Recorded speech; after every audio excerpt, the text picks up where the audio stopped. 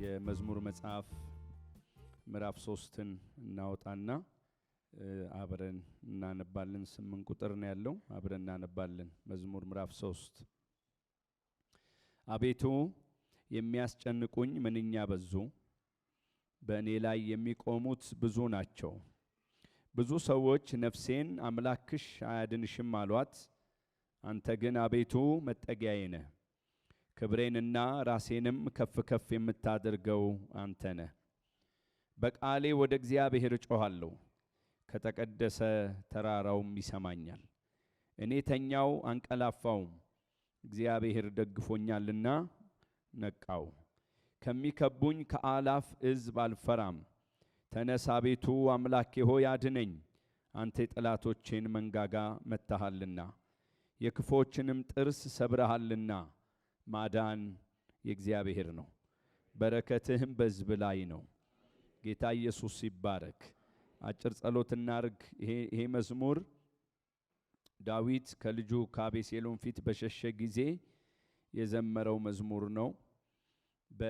በዚህ መዝሙር ውስጥ በዚህ ጸሎት ቆይታችን እግዚአብሔር አምላክ ምን ለምነው ልመና የሚሰማ አምላክ ነው። በፊቱ ከሆነን እሱ ሁሌም ምህረተ ብዙ ነው። በመካከላችን በኃይልና በደስታ ይገኛል። እግዚአብሔር ለዚህ ማህበር ብቻ ሳይሆን ለምድሪቱ ጭምር ምህረት እንደሚያደርግ አምነን በአምላክ ፊት አለን። ለዘላለም ለስሙ ክብር ይሁን። አቤቱ እናመሰግንሃለን፣ ክብር ላንተ ይሁን። ስለዚህም የተወደደ ጊዜ እጅግ አድርጌ አከብርሃለሁ። አባቶይ በዚህ መልክ ማረፍ እንዲሆን ይሄንን ምሪት ስለሰጠ በዚህ ስላሉ ወገኖቼ ስለ ቤተ ክርስቲያኗ ጭምር አመሰግንሃለሁ። አቤቱ አምላካችን ሆይ አንተ ዘንበል ስለምትልልንም እናከብርሃለን። ደግሞ እግዚአብሔር ሆይ በቃልህ እንድትናገረን በጌታ በኢየሱስ ስም ጸልያለሁ። የሚቃወመን ክፉ በስምህ የታሰረ ይሁን። ያንተ ብዙ ጸጋና ምህረት ከሁላችን ጋር እንዲሆን በጌታ በኢየሱስ ስም እንጸልያለን። እኔንም ባሪያህን በምህረትና በቸርነት ደግፈኝ። ጊዜውን ላንተ አሳልፈን ሰጠን። እናመሰግንሃለን በጌታ በኢየሱስ ስም አሜን። የዳዊት ጸሎት እንደሆነ ሁላችንም እናውቃለን። የመከራ ተቀባዩ የጧት ጸሎት ነው ይሄ ጸሎት። ሐሳቡን ደግሞ ብዙ እንዳንታገል የመጀመሪያው ከቁጥሩ ከፍ ባለው ላይ ተጽፎልናል። ወቅቱን ራሱ ክፍሉ ያስተዋውቀናል። ከልጁ ከአቤሴሎም ፊት በሸሸ ጊዜ የዳዊት መዝሙር ብሎ ያስተዋውቀናልና ከእናንተ ጋር በሚኖረኝ ጊዜ ከዚህ የዳዊት ጸሎት የምንማራቸውን 3 ቁም ነገሮች ነው ለማንሳት መሞክረው። በጸሎትም ስላለን ይጠቅመናል። እግዚአብሔር ፊት መሆናችን ካልቀረ ከዚህ ከዳዊት የጧት ጸሎት ላይ የምናገኘውን 3 ቁም ነገር ነው የምናነሳው። ግን ደግሞ ሐሳቡን በደንብ እንድንረዳ አሁን እንዳነሳውላችሁ ክፍሉ ላይም እንደዛ ስለሚነግረን ወቅቱ ምን አይነት እንደነበረ ጥቂት ደቂቃ እሱን አነሳና ከዛ የሚቀረውን 3 ነጥብ አነሳላችኋለሁ። ይህን ታሪክ የምናገኘው ሁለተኛ ሳሙኤል ምዕራፍ 15 ቁጥር 14 ላይ ነው። እዛ ወቅት ላይ የተከሰተውን ዋና ዋና ነገር በተወሰነ ደረጃ እንድናነሳ እጠይቃቸዋለሁ። ምንድነው መጽሐፍ ቅዱሳችን የሚነግረን? በዚህ በሁለተኛ ሳሙኤል ምዕራፍ 15 ላይ ሄደን ስናነብ የምናገኘው የልጁ የአቤሴሎምን ድርጊት ነው። ትንሽ ድርጊቶቹን ለማንሳት እንሞክር። የአቤሴሎምን ተግባር ሁለተኛ ሳሙኤል ምዕራፍ 15 ላይ ሄደን ስናነብ የምናገኘው የመጀመሪያው ነገር ስም የማጥፋት ዘመቻ ያደርግ እንደነበር መጽሐፍ ቅዱሳችን ይናገራል። ላንብብላችሁ። ሁለተኛ ሳሙኤል ምዕራፍ 15 ቁጥር 1 ላይ ከዚህም በኋላ አቤሴሎም ሰረገላና ፈረሶች በፊቱም የሚሮጡ 50 ሰዎች አዘጋጀ። አቤሴሎምም በማለዳ ተነስቶ በበሩ አደባባይ ይቆም ነበር።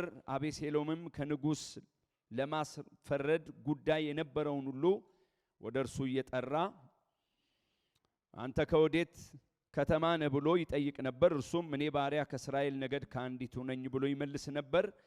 አቤሴሎምም ነገር እውነትና ቅን ነው፣ ነገር ግን ከንጉሥ ታዞ የሚሰማ የለም ይለው ነበር። አቤሴሎምም ነገርና ክርክር ያለው ሁሉ ወደ እኔ ይመጣ ዘንድ ቅንም ፍርድ ፈርድለት ዘንድ በአገር ላይ ፈራጅ አድርጎ ማን በሾመኝ ይል ነበር ይላል መጽሐፍ ቅዱሳችን። ስለዚህ ስለ አቤሴሎም ድርጊት አንዱ የሚነግረን እሱን ነው። መቼም ሁላችንም እንደምንረዳው ሰው ሁሉ ትክክል አይሆንም ይሆናል። ሰው ሁሉ ትክክል አይሆንም። አንዱ ልክ ይሆናል፣ አንዱ ደግሞ ልክ ያልሆነ ነገር ውስጥ ይገባል። አቤሴሎም ግን ምንድነው የሚለን?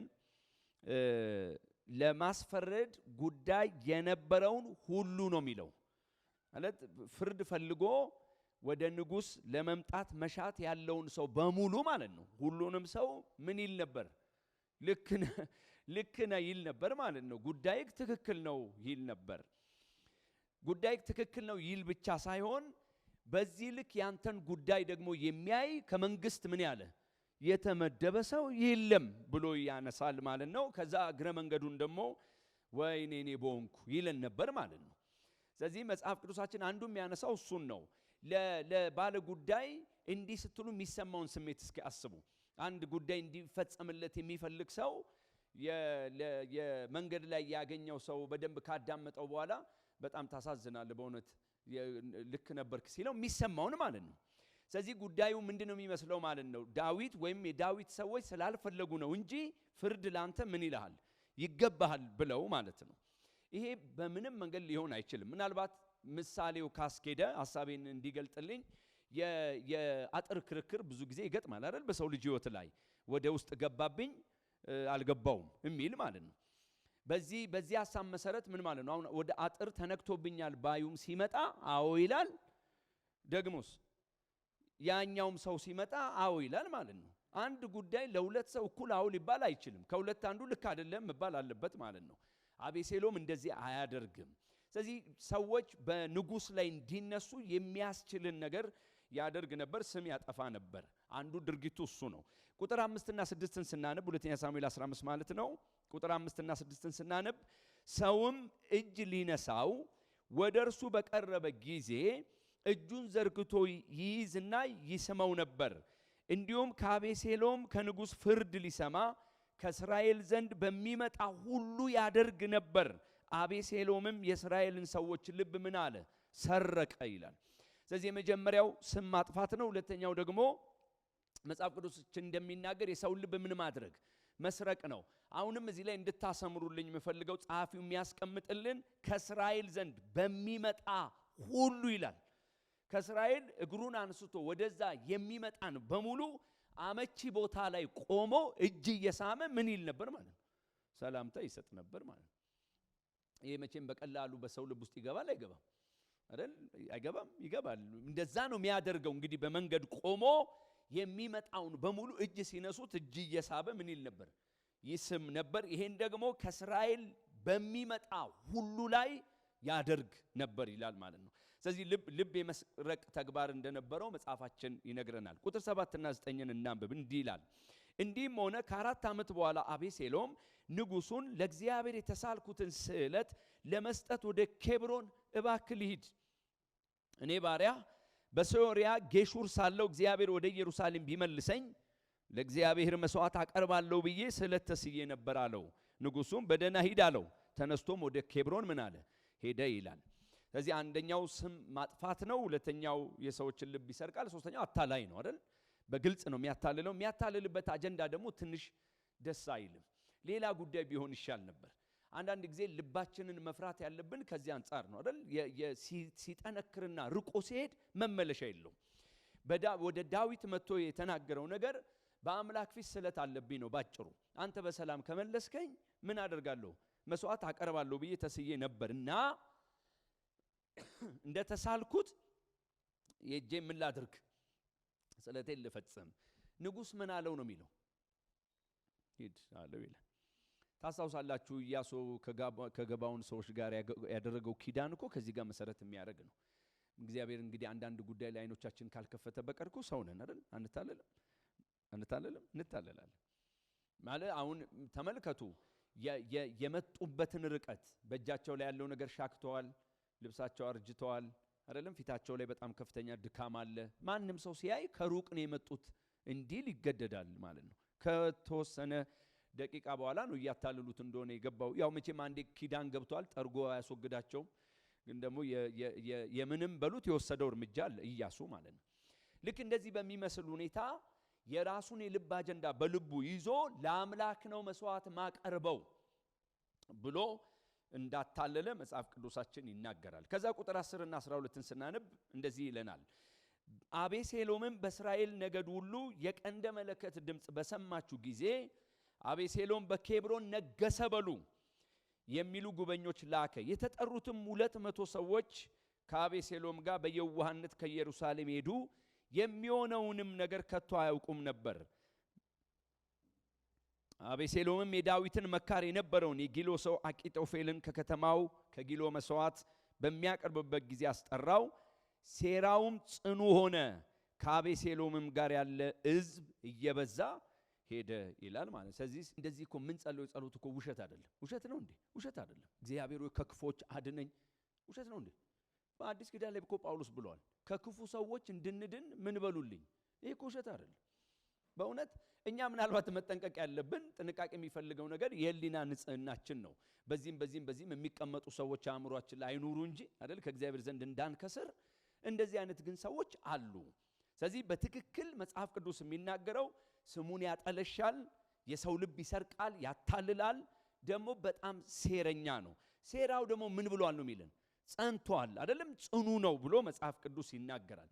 እንደዚህ አይነት ሁኔታ የገጠመው ዳዊት እኔ ካንተ ባልብሳለ አይልም አይደል? እንደዚህ አይነት ነገር የገጠመው ዳዊት መጽሐፍ ቅዱሳችን የሚናገረው ምን ሆነ?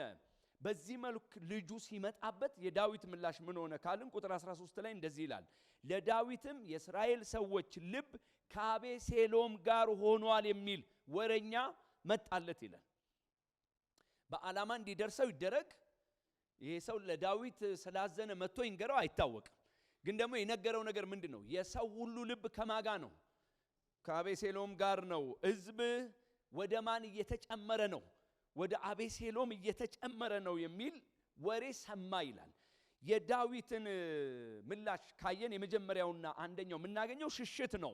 ቁጥር 14 ላይ ዳዊትም ከእርሱ ጋር በኢየሩሳሌም ያሉት ባሪያዎቹን ሁሉ ተነሱ እንሽሽ፣ ያለዚያ ከአቤሴሎም እጅ የሚድን ከኛ የለምና መጥቶም እንዳይዘን ክፉም እንዳያመጣብን ከተማይቱንም በሰይፍ ስለት እንዳይመታ ፈጥናችሁ እንሂድ አላቸው ይላል። ምናልባት ቄስ እልቂት እንዳይሆን ማለቱ ሊሆን ይችላል አይደል? እንደዛ ሊሆን ይችላል። ማለት በሚመጣበት ልክ እኔ መጠብቀዋለሁ አለ አይልም። ስለዚህ በከተማዋ ላይ ሰይፍ እንዳይሆን ኑ ብሎ ሰብስቦ ምን አደረገ ይላል? ሸኘ ይላል። የሚደንቃችሁ መሸሹ ብቻ ሳይሆን ከዚህ ቀደም የነበረውን የዳዊትን የህይወት ታሪክ ካየን የብዙዎች ምንድነው መጠለያ ነው፣ ረፍት ነው አይደል? ከአንደኛ ሳሙኤል 17 ጀምሮ ካነበብን የሚታወቀው በማሳረፉ ነው። ማንም ሰው አይን የማይሰጣቸውን ቦታ የማይሰጣቸውን ሰዎች ጥላ በማድረጉ ነው የሚታወቀው። እዚህ ክፍል ላይ ግን ወደው እንከተላለን እንኳን የሚሉ ሰዎች ሲመጡ ሰዓት እንዳልወስድ ነው። ከቁጥር 15 እስከ 22 ስታነቡ የሚከተሉትን ሰዎች ራሱ ምን ያርግ ነበር? ያሰናብት ነበር። ማለት ከኔ ጋር ምን ልታረጉ ትሄዳላችሁ? እዛው ሁኑ ብሎ ማለት ነው። የነበረበትን ሁኔታ አስቡ። በጣም ልብ የሚነካው ይህን ቃል ባነበው ደስ ይለኛል። ከሚታመነው ታቦት እንዴት እንደተለየ በግልጽ ያስቀምጣል። ላንብብላችሁ ቁጥር 23 ላይ በአገርም የነበሩት ሁሉ በታላቅ ድምፅ አለቀሱ፣ ሕዝቡም ሁሉ ተሻገሩ። ንጉሱም ደግሞ የቄሮንን ፋፋ ተሻገረ፣ ሕዝቡም ሁሉ ወደ ምድረ በዳ መንገድ ተሻገሩ። እነሆም ደግሞ ሳዶቅ ከእርሱ ጋር ሌዋውያን ሁሉ የእግዚአብሔርን ቃል ኪዳን ታቦት ተሸክመው መጡ። የእግዚአብሔርንም ታቦት አስቀመጡ። ሕዝቡም ሁሉ ከከተማይቱ ፈጽሞ እስኪያልፍ ድረስ አብያታር ወጣ። ንጉሱም ሳዶቅን የእግዚአብሔርን ታቦት ወደ ከተማ መልስ፣ በእግዚአብሔር ኃይል ሞገስ አግኝቼ እንደሆን መልሶ እርሱንና ማደሪያውን ያሳየኛል። ነገር ግን ካህኑ ሳዶቅን እነሆ አንተና ልጅ አኪማስ የአብያታርም ልጅ ዮናታን ሁለቱ ልጆቻችሁ በደህና ወደ ከተማ ተመለሱ፣ እኔም እነሆ ከእናንተ ዘንድ ወሬ እስኪመጣልኝ ድረስ በምድረ በዳው መሻገሪያ ቆያለሁ አለው። ሳዶቅም አብያታርም የእግዚአብሔርን ታቦት ወደ ኢየሩሳሌም መለሱት፣ በዚያም ተቀመጡ ይላል። በእግዚአብሔር ዓይን ሞገስ አግኝቼ እንደሆን መልሶ አይደል የሚለው እርሱንና ማደሪያውን ምን ይልኛል ያሳየኛል። ሰው ምን ቢሆን ነው እዚህ ድረስ የሚሄደው ማለት ነው? አንድ ቀን ተስፋ አደርጋለሁ እኮ ነው እግዚአብሔር የምህረት እጁን ሲዘረጋልኝ እንደገና ፊቱን ወደኔ መለስ ሲያረግ እንደዛ እኮ ነው የሚለው ሞገስ ካገኘው መልሼ እሱንም ማደሪያውንም እመለከታለሁ። እስከዛስ አይ በቃ ከኔ ጋር ይዛችሁ አትውጡ አለ ብሎ መጽሐፍ ቅዱሳችን ይናገራል። ቁጥር 30 እና 31 ላንብብ። እንደዚህ ይላል ዳዊትም ተከናንቦ ያለ ጫማ ያለቀሰ ወደ ደብረ ዘይት አቀበት ወጣ። ከእርሱም ጋር የነበሩት ሕዝብ ሁሉ ተከናንበው ያለቀሱ ወጡ። አኪጦፌልም ከአቤሴሎም ጋር በሴራ አንድ ነው ብለው ለዳዊት ነገሩት። ዳዊትም አቤቱ የአኪጦፌልን ምክር ስንፍና አድርግ እንድትለውጥ እለምንሃለሁ አለው ይላል። እንግዲህ እስካሁን ባነበብነው ምዕራፍ ውስጥ ወኔ አታዩም። ወኔ አለ? ወኔ የለም፣ በእውነት የለም። ያለው ብቸኛ ነገር ምንድነው? ተስፋ መቁረጥ፣ ጸጥታ። እየተከናወነ ባለው ሁኔታ ውስጥ የትኛውን እርምጃ መውሰድ እንዳለበት ግርታ ነው የምታገኙት። እኔ እንቃል ያሰላሰልኩ ያለ እንግዲህ የመክፈቻውም ቀን እዚህ ነበርኩ። በኋላም ስቋጭ እኔ እንደሱ ብዬ ነው ምቋጨው። በዛ በተመሰቃቀለ ሁኔታ ውስጥ ነገሮች እንደዛው እንደሆኑ ረፉ ነው አይደል? እንግዲህ በቀደም ከትላንት ወደ የተሰበክ ነው ማለት ነው። የማረፍ ቅድመ ሁኔታው ነገሮች ቦታ ቦታ መያዛቸው አይደለም። በነበረበት ይሁን፣ ግን ደግሞ ማንን በማወቅ እግዚአብሔርን በማወቅ ረፉ ነው። ስዘጋኔም እንደዛ ነው ምዘጋው። ግን ይህንን ንጉስ አስቡ።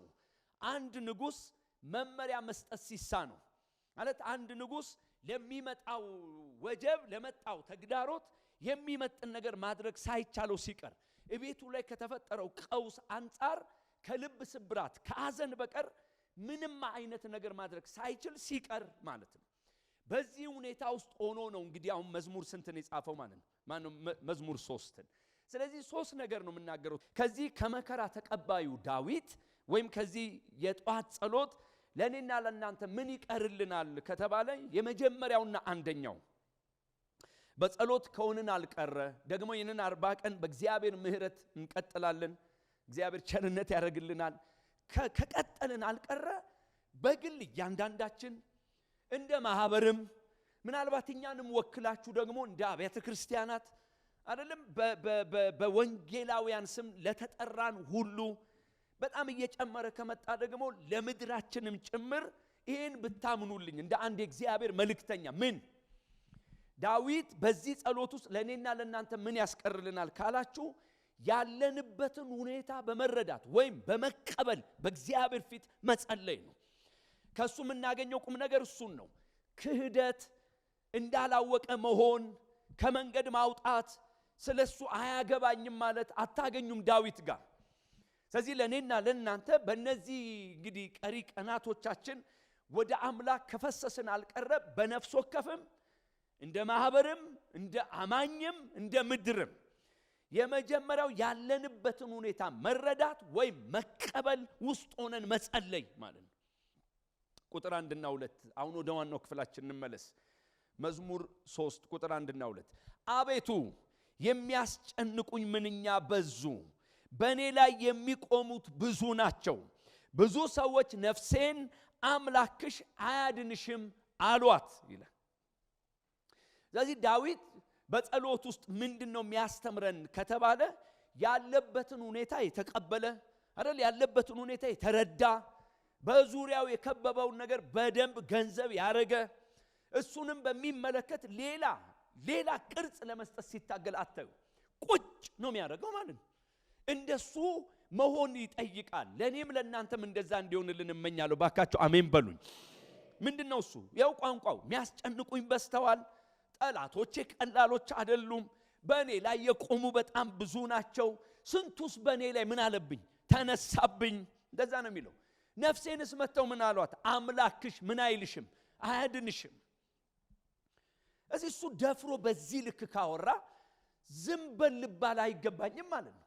አሁን እኮ ነቅሰ ልክ እንደ ዳዊት ተመሳሳይ ነገር ሊሆን ይችላል የገጠመን ከሱም የባሰ ነገር ሊሆን ይችላል የገጠመን ግን ደግሞ በእግዚአብሔር ፊት ራሳችንን ካቀረብን አልቀረ ለኔም ለባሪያው በዚህም ላሉ አገልጋዮች ለሕዝቡ ጭምር የምመኘው መቀበል ምን ይመስላል ቤቴ ምን ይመስላል ስራ ቦታዬ ምን ይመስላል ያለውባት ቸርች አረ ምን ይመስላል የአገሬ ሁኔታ እሱን እንዳላየ በመሆን እንድንቀርብ አያበረታታም እንዳላየንም ስለሆንን እኮ ትቶን አይሄድም ይሄዳል እንዴ ይሄዳል አይሄድም አለ እንዴ ብንለው ይሄዳል አይሄድም እኔ አሁን ለማንሳት የፈለኩት ምንድነው ከኔ ጋር የሚመሳሰል ነገር እኮ ላይ ገጥመን ይችላል ግን መለስ እንበል እስቲ ወገኖቼ ቆም እንበልና ትዳራችንን እንይ አይደል የሥራ መስካችንን እንይ አሁን ምድሪቱ ያለችውን ሁኔታ እንይ ቤተክርስቲያንን እንይ ለጸሎት ስለሆነ አሁን ቀኑ የተሰየመው አንዱ እግዚአብሔር በእናንተ አልፎ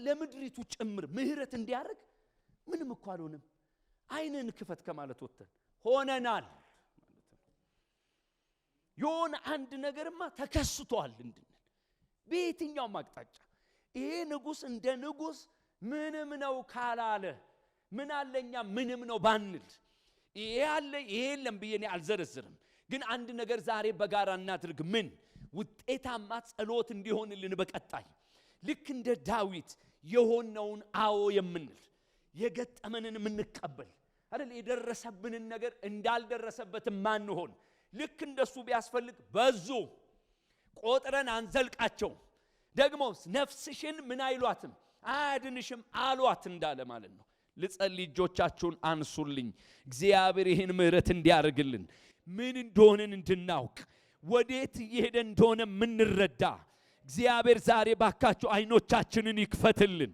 በኢየሱስ ምንረዳበትን ጸጋና ምህረት ያብዛልን ነውጡ ምን እንደሆነ የቱ ጋር እንደጀመረ ምን ይዞ እየመጣ እንዳለ ምን አይነት ቅርጽ እያበጀ እንዳለ የምናውቅ የተቀበልን ምንረዳ እሱንም ገንዘብ አድርገን በፊቱ የምንጮ የምናነባ በጌታ በኢየሱስ ስም አምላክ ያድርገን እግዚአብሔር በዚህ ምህረት ወደኛ ይምጣ ስለዚህ ምድራችንን ብናይ የሆነችውን ቤተክርስቲያንን ብናይ የሆነውን ወደ ቤተሰብን ብንመጣ እንደዛው የሆነውን ማለት ነው እኔ አጸልዩበትም ብዬ አላስብም አንድ ግን ርዕስ ግረ መንገዴን ልስጥ ታውቃላችሁ የቤተሰብ አጀንዳ እየተናጋ እንደሆነ አንድ ጸሎት እንደሚኖረው አምናለሁ እንደዛ እንደሚኖር ግን በደንብ አጽኖት እንድንሰጥ በተለይ ደግሞ በራሳችሁ ላይ ሞገስ ካገኘ አሁን የኔ ጸሎት ርዕስ ሞገስ ካገኘ ሲንግል እኮ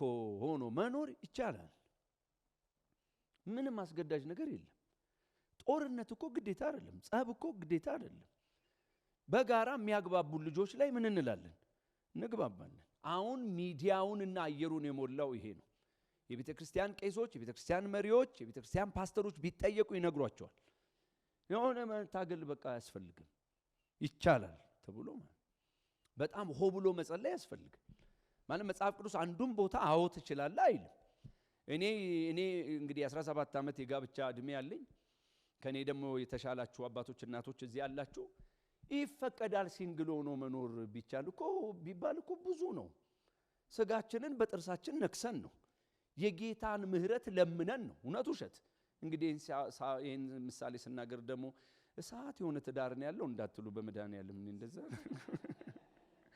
እንደዛ አይደለም ሐሳቤ ግን ጸሎት አይፈልግም በጣም ጸሎት ይፈልጋል ስለ ወጣቶቻችን ገንዘብ ማድረግ አለብን ይሄን ጉዳይ አንዷን ቢያንስ ማለት ነው ልክ እንደዚሁ በአላማ ብንፈልግ ምን ይመስላል የቤተሰብ ቅርጻችን ምን ይመስላል የልጆቻችን ቅርጽ አይደል ቅርጽ ምን ይመስላል የወጣቶቻችን ቅርጽ ምን ይመስላል የኛ የአገልጋዮች ቅርጽ እግዚአብሔር እሱን በትክክል ይተረዳል በዛው ልብ ደግሞ ፍስስ ምንል ማለት ሆነናልን አይደል ተደርጎብናል አውቀነዋል ገብቶናል እንደማለት ፈውስ የለም ያርግልን እግዚአብሔር አንዱን ማለት ነው ከዚህ ሰው ግን የምንማረው ሁለተኛው ምንድነው ነው ስለዚህ እናንተ አስፉት ከኔ በላይ እንደ ግለሰብ ምን እንደሆነን እንደ ቤተሰብ ምን እንደሆነን እንደ ቤተክርስቲያን ምን እንደሆነን እንደ አገር ምን እንደሆነን ያለንበትን ሁኔታ መረዳት በጣም ጤናማነት ነው በዛ ልክ ወደ እግዚአብሔር መቅረብ ማለቴ ነው የመጀመሪያው እሱ ነው ሁለተኛው ቁጥር 3 እስከ 6 እንዲላል አንተ ግን አቤቱ መጠጊያዬ ነህ። ክብሬንና ራሴንም ከፍ ከፍ የምታደርገው አንተ ነህ። በቃሌ ወደ እግዚአብሔር እጮሃለሁ፣ ከተቀደሰ ተራራውም ይሰማኛል። እኔ ተኛው አንቀላፋውም፣ እግዚአብሔር ደግፎኛልና ነቃው። ከሚከቡኝ ከአላፍ ሕዝብ ምን አልልም አልፈራም። የመጀመሪያው ምን እንደሆነን አውቀን ወይ ያለንበትን ሁኔታ ተረድተን መጸለይ እንዳለብን ነው ከዚህ ክፍል የምንረዳው። ሁለተኛው በእግዚአብሔር ላይ በመታመን መጸለይ ነው። ማለት ይሄ አሁን ያለንበትን ሁኔታ የምናቀው እንደው ፈራ ተባብለን ምንድነው ወገባችን ተፈቶ ጉዞ እንድናቆም እኮ አይደለም። እንደዛ አይደለም። ያለንበትን እናውቃለን። አዎ፣ ግን ደግሞ ማንን እንታመናለን? እግዚአብሔርን። እስቲ እግዚአብሔርን እንታመናለን በሉ። አይቻልም? ይቻላል። እንደዛ ነው የሚለን። ስለዚህ እሱ የሚነግረን ነው። መጠጊያዬ ነህ፣ ዙሪያዬን የምትከልል አንተ ጋሻዬ ነህ፣ ክብሬንና ራሴንም ከፍ ከፍ የምታደርገው አንተ ነህ፣ ቀና ቀና የምታደርገኝ አንተ ነህ። እናም በቃሌ ወደ እግዚአብሔር እጮሃለሁ፣ ወደ እግዚአብሔር ድምፄን ከፍ አድርጌ እጮሃለሁ። አምላኬ ከተቀደሰ ተራራው ምን ይለኛል? ይሰማኛል። ከተቀደሰው ተራራ ይመልስልኛል ይላል ማለት ነው። ይሄንን ሁኔታ ማወቅ፣ ይሄንን ሁኔታ መረዳት ጉዞን ለማወቅ ብለን ለማን ነው? ለማቆም ብለን አይደለም።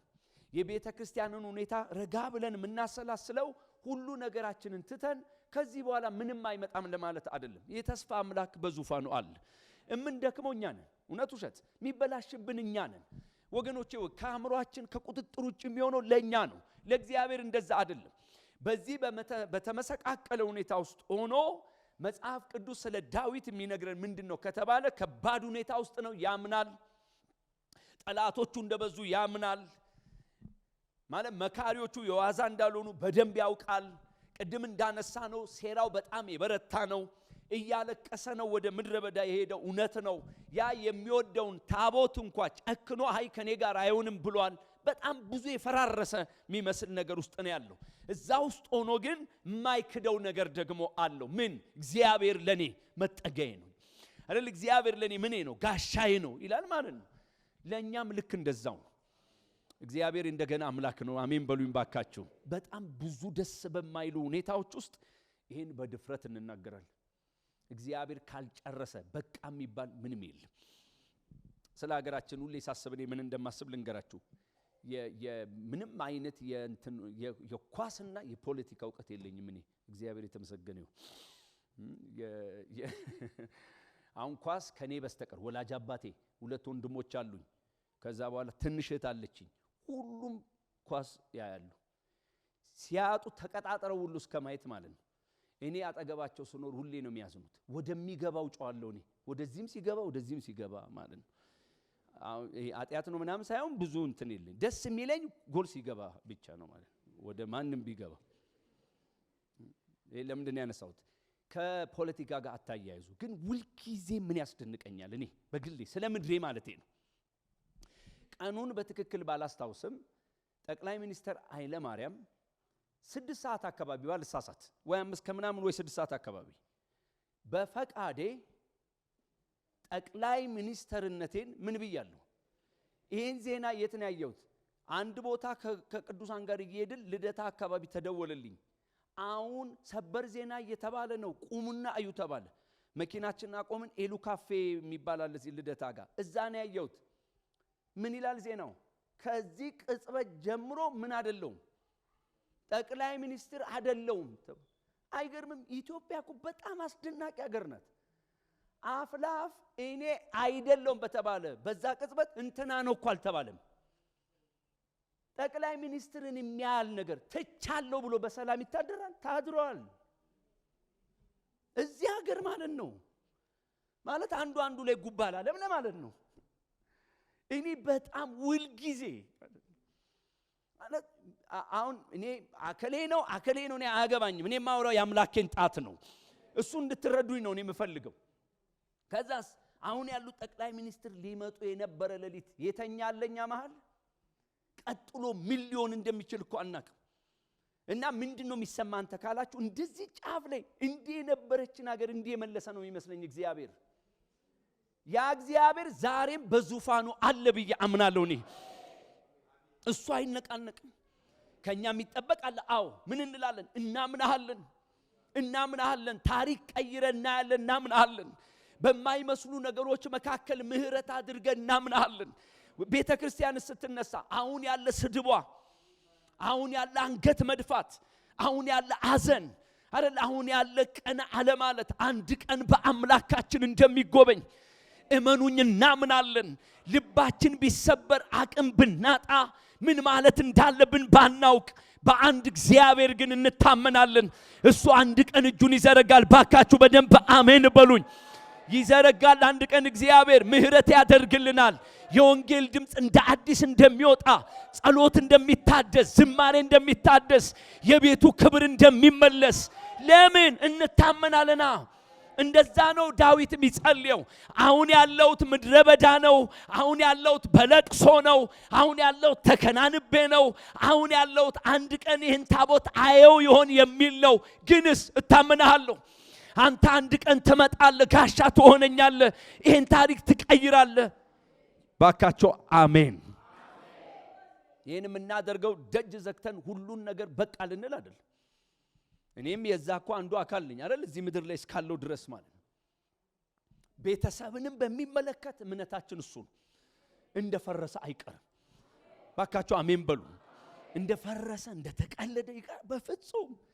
ፈራ እግዚአብሔር እንደ አዲስ ወድቆ ሰው የቤተሰብን ክቡርነት አውቆ ተረድቶ አንድ የምስጋናን ጊዜ አምላክ ያመጣል ብዬ አምናለሁ። ማንን እንታመን? እግዚአብሔር። ስለዚህ ቢያንስ እንደው በቃ ባካችሁ እንደሞኝ ቁጥሩ ቢያንስ እግራችሁ ወደዚህ ማህበር በእነዚህ ቀሪ 30 ምናምን ቀን ሲመጣ ይሆናል ብለ ነው እያላችሁ አትምጡ። ይሆናል ደርሼ ልምጣት በሉ። ይሰማናል። እውነት ውሸት? እውነቱስ እንደዛ ነው። አንዳንዴ ስንበረከክ ያው ቱባ ነገር እኮ ነው ወደ አእምሮአችን የሚያመጣው። ይሄ ማን ይገናል? ይሄ ማን አገባኝም። እኔ የተባልኩት አንድ ነገር ግን እፈሳለሁ በፊቱ። አንተ መቼት እንጃ፣ ግንስ ምን ይጠበቅብኛል? አምናለሁ በፊት ልክ እንደ ዳዊት በቃሎቻችን ወደ አንተ እንጮሃለን። አይኖቻችን ከምስጋና ጋር ወደ አንተ ናቸው። ባካችሁ እጆቻችሁን አንሱ። በብዙ ፍራሹ ላይ ቆመን፣ በብዙ አቤቱ ዳገቱ ላይ ቆመን፣ በብዙ ውጥንቅጡ ላይ ቆመን አይኖቻችን ከምስጋና ጋር ወደ አንተ ናቸው። ወደምታይ ወደ አንተ ናቸው። ወደምትችል ወደ አንተ ናቸው። ወደሚያምርብህ ወደ አንተ ናቸው። አቤቱ የተበላሹ ነገሮች ላይ ቆመን ግን አይኖቻችን ወደ አንተ ናቸው። መጠቃታችን እያለ አይኖቻችን ወደ አንተ ናቸው። ፍርሃቱ እያለ አይኖቻችን ወደ አንተ ናቸው። ግራ መጋባቱ እያለ አይኖቻችን ግን ወደ አንተ ናቸው። የልብ ስብራቱ እያለ አይኖቻችን ወደ አንተ ናቸው። አቤቱ መምታታቱ እያለ አይኖቻችን ወደ አንተ ናቸው። እንታመናለን። እግዚአብሔር ብርሃን ያበራልናል። ለዚህች ምድር እንደገና እግዚአብሔር ተስፋ አለው። ለቤተ ክርስቲያናችን ተስፋ አለው። አሜን ይሁንልን። በመታመን ምን ማድረግ? መጸለይ። የመጨረሻውና ሶስተኛው ማዳን እግዚአብሔር እንደሆነ በማወቅ እረፍ ብሎ መኖር ነው። እሱ አይደለ የዚህ ፕሮግራም ዋና ነገራችን? ላንብብላችሁ ቁጥር 7 እና 8። ተነስ አቤቱ አምላክ ሆይ አድነኝ፣ አንተ የጠላቶቼን መንጋጋ መታሃልና የክፎችንም ጥርስ ሰብረሃልና። ማዳን የእግዚአብሔር ነው፣ በረከትህም በሕዝብ ላይ ነው ይላል። ሙሉ ምዕራፉን እናንተ አንብቡ፣ ሰዓት እንዳልወስድባችሁ። በእንደዚህ አይነት ሁኔታ ውስጥ ሆኖ የሰው ልጅ እተኛለሁ አንቀላፋለሁ ይላል እንዴ? እሱ ግን እንደዛ ነው የሚለው። እተኛለሁ። ምክሩ አለ፣ አዎ፣ ግን ተኛለሁ። ሴራው አለ፣ አዎ፣ ተኛለሁ። እውነት ነው። ለምን? ደግፎ የያዘኝ አምላክ አለ። ስለዚህ ምን እላለሁ? ነሳለሁ። እንደዚህ የሚያምን ዳዊት ማዳን የማን ነው? የእግዚአብሔር ነው። አቤሴሎም ተደራጅቷል። አዎ፣ ሴራው በጣም ከፍተኛ ነው። አዎ፣ እንደምታውቁት ቅድም ያነበብነው ላይ አንደበቱን አውጥቶ ስንፍና አድርግ እስከሚል መካሪዎች የዋዛ እንዳልሆኑ ያውቃል እኮ ዳዊት። ግንስ ማዳን የሰው አይደለም። ማዳን የማን ነው? እግዚአብሔር ነው። ስለዚህ ማዳን እግዚአብሔር እንደሆነ አውቀን እርፍ ብለን እንድንኖር እግዚአብሔር ለኔም ለእናንተም ጸጋውን ያብዛልን። ያለንበትን ሁኔታ በመረዳት እንጸልይ። ሁለተኛው እግዚአብሔርን በመታመን እንጸልይ። የመጨረሻውና ሶስተኛው ደግሞ ማዳን የማን እንደሆነ እግዚአብሔር እንደሆነ በማወቅ በእረፍት ውስጥ እንጸልይ። ለኔም ለናንተም እግዚአብሔር ጸጋውን ያብዛ።